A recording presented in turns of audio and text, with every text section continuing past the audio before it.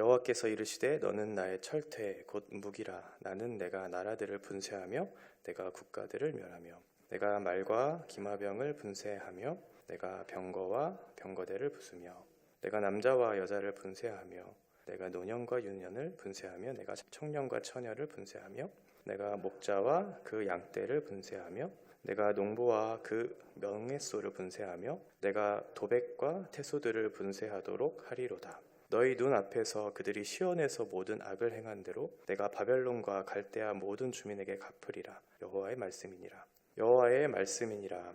온 세계를 멸하는 멸망의 사나 보라. 나는 내 원수라. 나의 손을 내 위에 펴서 너를 바위에서 굴리고 너로 불탄 산이 되게 할 것이니 사람이 내게서 집 모퉁이돌이나 기초돌을 취하지 아니할 것이요 너는 영원히 황무지가 될 것이니라. 여호와의 말씀이니라. 땅에 깃발을 세우며 나라들 가운데 나팔을 불어서 나라들을 동원시켜 그를 치며 아라랏과 민니와 아스그나스 나라를 불러 모아 그를 치며 사무관을 세우고 그를 치되 극성스런 메뚜기같이 그 말들을 몰아오게 하라. 뭇 백성 곧 메대 사람의 왕들과 그 도백들과 그 모든 태수와 그 관할하는 모든 땅을 준비시켜 그를 치게 하라. 땅이 진동하며 소용돌이 치나니 이는 여호와께서 바벨론을 쳐서 그 땅으로 황폐하여 주민이 없게 할 계획이 섰음이라. 바벨론의 용사는 싸움을 그치고 그들의 요새에 머무르나 기력이 쇠하여 여인같이 되며 그들의 거처는 불타고 그 문빗장은 부러졌으며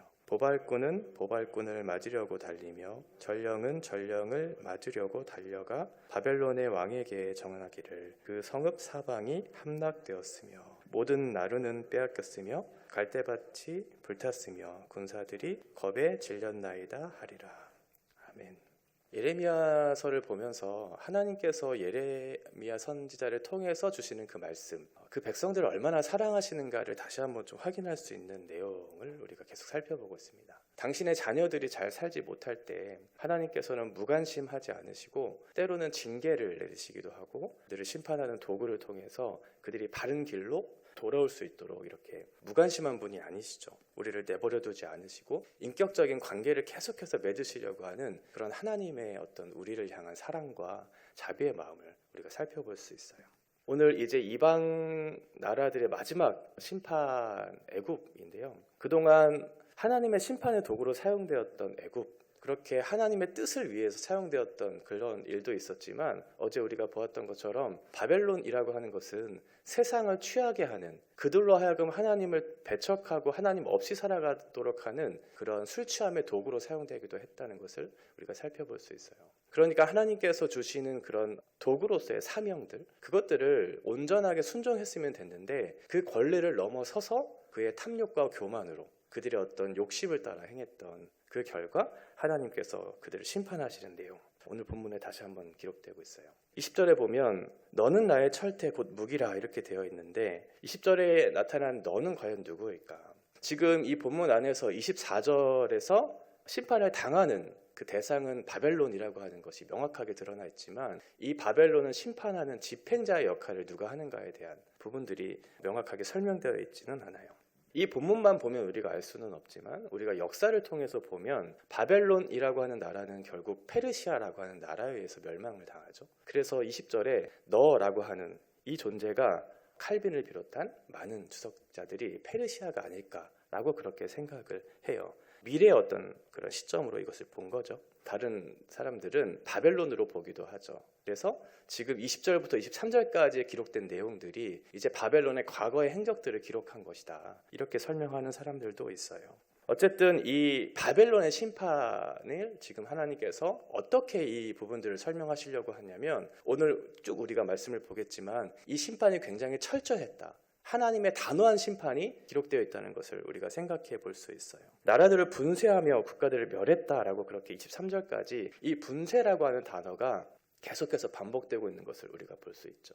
한글 성경에 보면 8번 이렇게 분쇄되어 있지만 원문으로 보면 21절의 끝에 보면 부수며라고 하는 단어가 있죠. 이것도 사실은 똑같은 단어를 사용했어요. 앞에서 철퇴라고 하는 이 단어가 마페츠라고 하는 명사인데요. 이것을 동사화한 게 분쇄예요. 그러니까 바벨론의 철퇴라고 하는 그 강력한 무기를 사용한 결과 심판한 것이 바로 이 분쇄, 남김없이 하나님의 철저한 심판이 이루어지고 있다. 이렇게 설명을 하고 있는 거죠. 총 20절부터 23절까지 4가지의 심판에 대한 내용들이 기록되어 있는데, 먼저 20절에 보면 국가를 멸한다 이렇게 되어 있어요. 그 국가의 존립 자체를 이제 하나님께서 멸하시는 내용이. 그리고 21절에 보면 그 국가가 존립할 수 있는 가장 중요한 것이 국방력이잖아요. 그 국방력에 대한 말과 기병과 병거와 병거대를 부수겠다 이렇게 되어 있고, 22절에 보면 그 국가를 구성하고 있는 남녀노소 이 모든 사람들을 분쇄할 것이다. 마지막 23절, 국가를 유지하고 있는 사회적 기반들, 목자나 농부나 이런, 그리고 소도시나 지방들을 다스리는 이 도백이나 태수와 같은 사람들, 그러니까 국가라고 하는 그 국가를 구성하는 모든 사람들이나 기관들이나 그에 상응하는 모든 것들을 하나님께서 남김없이 이렇게 심판하시겠다는 것을 철저하게 얘기하고 있죠. 그동안 바벨론이 행했던 행적들을 우리가 살펴보면 바벨론은 분명히 하나님의 심판의 도구로 사용되고 있기는 했지만 하나님께서 주신 권리를 넘어서는 행적들을 너무나 많이 했다는 것을 우리가 살펴볼 수 있죠. 탐욕으로 자신의 욕심을 채우기 위한 그런 정복 전쟁 같은, 전쟁을 하다 보면 사람을 죽이는 일들을 하게 되잖아요. 그러면 사람을 어떻게 보겠어요? 그 사람을 착취의 대상, 도구의 대상, 물건화하는 일들이 일어나겠죠. 그렇게 무자비한 정복 전쟁을 하기도 했고, 또 특별히 어떤 교만한 마음, 그리고 하나님을 대신하는 우상 숭배와 같은 술에 취하는 그런 일들을 계속해서 자행했죠. 그런 일들이 계속된다면 하나님께서는 어떻게 조치를 취해야 할까요? 당연히 심판하셔야겠죠. 이 바벨론의 심판을 통해서, 이건 이방 민족에 대한 심판으로 물론 기록하고 있지만 하나님께서 우리들에게 교훈하고자 하는 내용이 이 안에 담겨져 있어요. 하나님은 당신의 백성으로 부르신 그 사람들이라고 할지라도 계속해서 하나님을 반역하고 우상 숭배하고 탐욕으로 술에 취해서 살아가는 그 사람들, 당신의 백성이라 할지라도 심판하실 수밖에 없죠. 그런 면에서 우리는 두렵고 떨리는 마음으로 하나님 앞에 살아야 되는, 우리가 하나님을 믿는다고 하지만, 하나님을 따른다고 하지만 실제로 보이지 않는 하나님이 우리의 삶 가운데 계속해서 이렇게 친밀하게 경험되어지지 못할 때 우리는 이런 실수하잖아요. 하나님을 믿는다고 고백하지만 정말 하나님께서 기뻐하시는 그 뜻을 따라 순종하려고 하는 마음이 우리의 마음을 지배하지 못할 때, 그때 두렵고 떨리는 마음으로 하나님이 어떠하신 분이신가를 다시 한번 생각해보는 일들이 필요하겠죠. 이렇게 하나님 앞에 교만을 떨고 하나님의 뜻을 넘어서서 탐욕을 부렸던 그 바벨론의 결과가 어떠한가?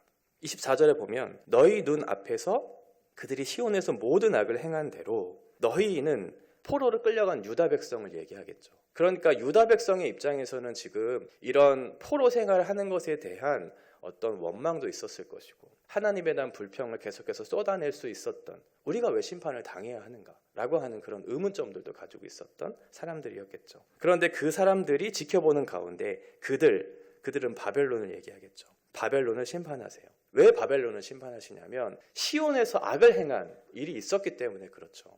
이건 하나님께서 용서하실 수 있는 죄가 아니었어요. 시온에서 행한 악은 성전을 파괴하는 거죠. 주전 587년에 성전을 더럽히는 일들이 있었고, 성전의 기구들을 옮겨다가 하나님을 예배하지 못하도록 하는, 지금 바벨론에게 있어서 하나님께서 권리를 주시고 심판의 도구로 사용하셨을 때는 성전을 더럽힐 권리를 주시지는 않았거든요. 그러니까 바벨론의 입장에서는 굉장히 교만했던 거죠.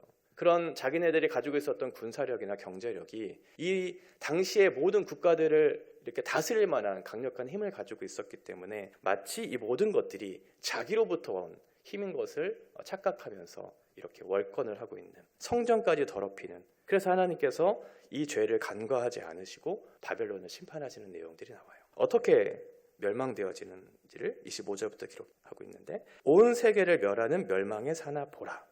여기서 나오는 멸망의 산, 이 말은 열왕기하 23장 13절에 보면 솔로몬이 온갖 우상 숭배를 하기 위한 신전을 지었던 그런 기록이 있어요. 거기에 보면 우상이 가득한 모압의 그모스나 암몬의 몰록을 위한 산당을 지었던, 이곳이 예루살렘 상 동쪽에 있었던 그런 지역이었거든요.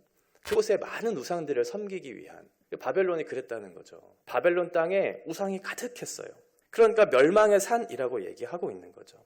우상을 섬기면 하나님의 심판을 면할 수가 없거든요. 하나님께서 가장 싫어하시는 것이 무엇이냐면 하나님 자신을 의지하고 그분을 소망하는 것이 아니고 하나님 대신 다른 것들을 소망하고 의지하는 우상 숭배를 가장 싫어하세요. 그런 사람들을 어떻게 하나님께서 그대로 내버려 두실 수 있겠어요? 당연히 심판을 하실 수밖에 없죠.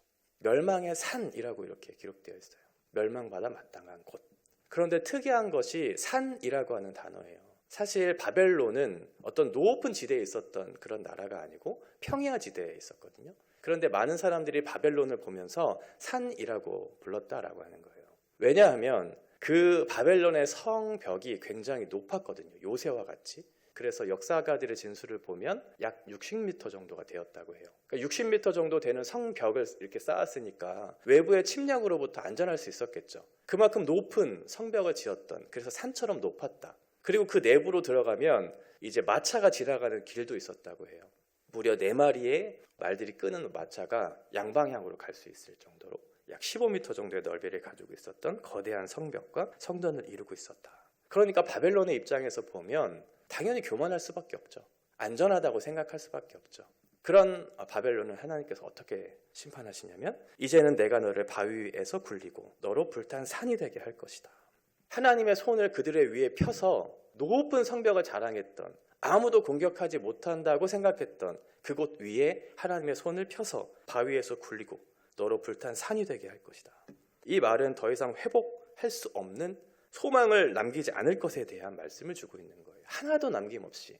보통은 성벽이 불타서 없어지면 다시 그것들을 재건하려고 하는 노력들이 있잖아요. 바벨론도 그랬겠죠. 옛 영광을 그렇게 회복하기 위한 노력들을 했겠죠. 그런데 하나님께서는 그 어떠한 소망도 남김없이 모든 것들을 황폐하게 무너뜨리겠다고 약속하고 있어요. 집을 짓는 결정적인 자리를 차지하고 있는 그 모퉁이 돌, 이것들을 찾아볼 수 없는, 건물의 무게를 양쪽에서 견뎌야 되거든요.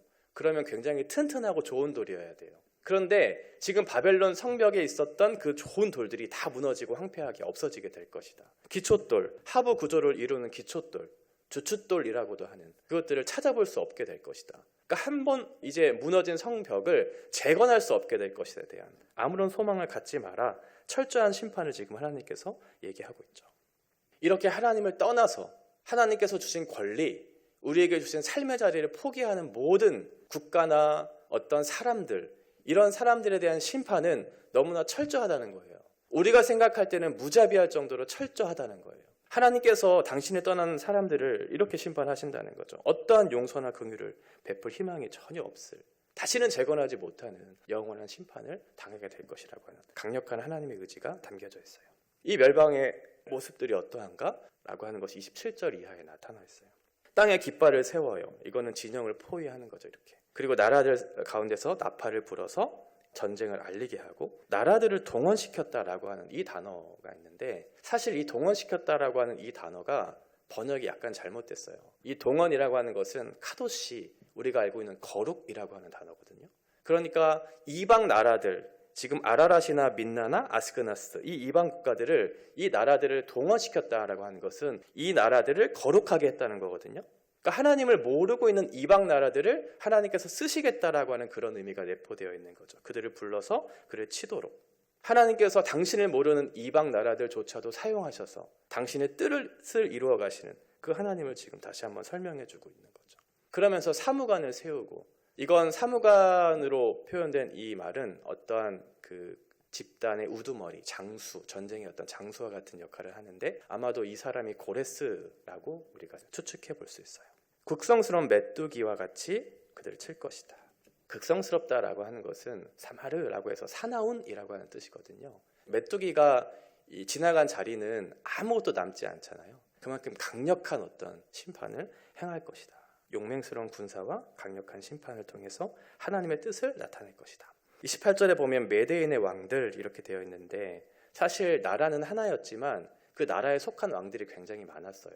거기에 최우선에 있었던 왕이 다리오 왕이었거든요. 그 다리오 왕에게 속한 많은 속국의 나라들이 있었어요. 그리고 도백과 퇴수가 있는, 그러니까 어떤 지방에 있는 소도시까지 다 진멸하시겠다라고 하는, 하나도 남김없이 진멸하시겠다라고 하는 하나님의 의지. 29절에 보면 땅이 진동한다. 이건 상고를 겪는 어떤 굉장히 고통스러운 몸부림의 행동을 나타내고 있는 거거든요. 그러니까 당시에 있었던 백성들이 이 고통을 견딜 수 없어서 막 몸부림치고 있고 소리를 지르고 있고, 이렇게 얼마나 처참했을까요? 그런 상황을 지금 묘사하면서 주민이 없게 할 계획이 섰다. 그러니까 한 사람도 남김없이 할 그 계획, 이 섰다라고 하는 것은 입증했다라고 하는 거거든요.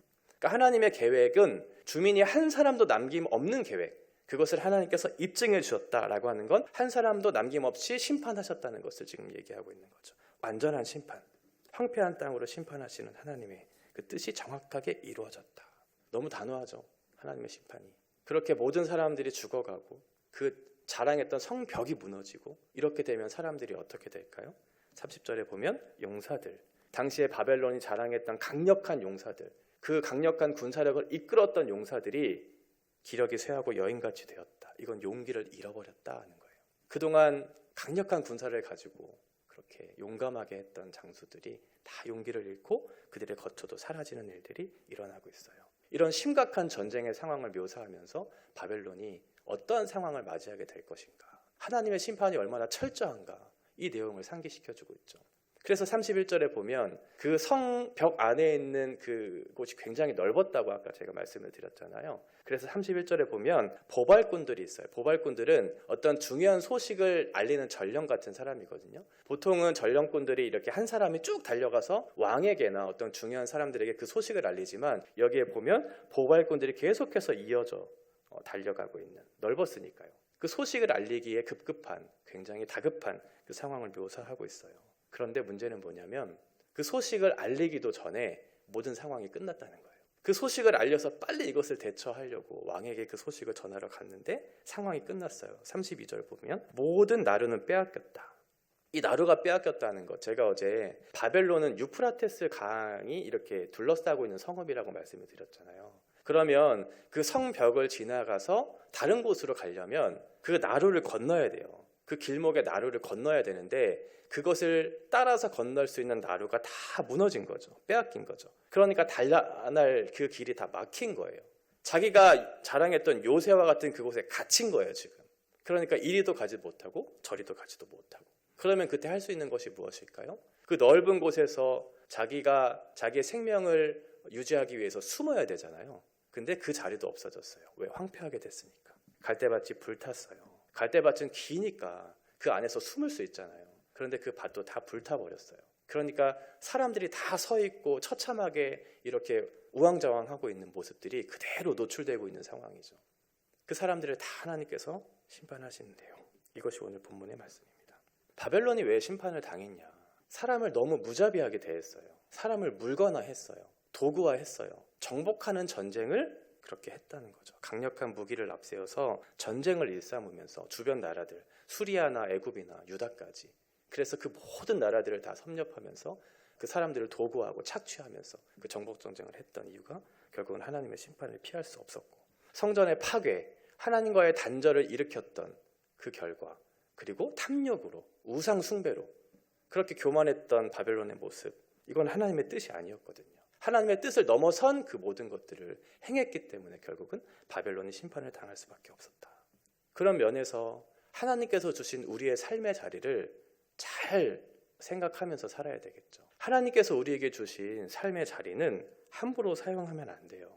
우리가 생각할 때 좋은 것들, 우리가 생각할 때 옳은 것들을 따라 행하는 것, 그것이 근데 하나님의 뜻이 아니에요. 그러면 하나님께서 그것을 어떻게 보실까요?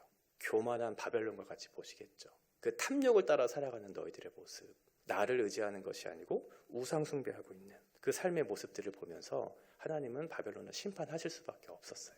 우리에게 주신 삶의 자리를 소중하게 하나님 앞에 살아내야 되겠죠. 탐욕과 교만으로 사람들을 착취하고 도구하고 소유하려는 그런 어리석은 바벨론의 모습을 보면서 우리는 어떠한 삶을 살아야 할까?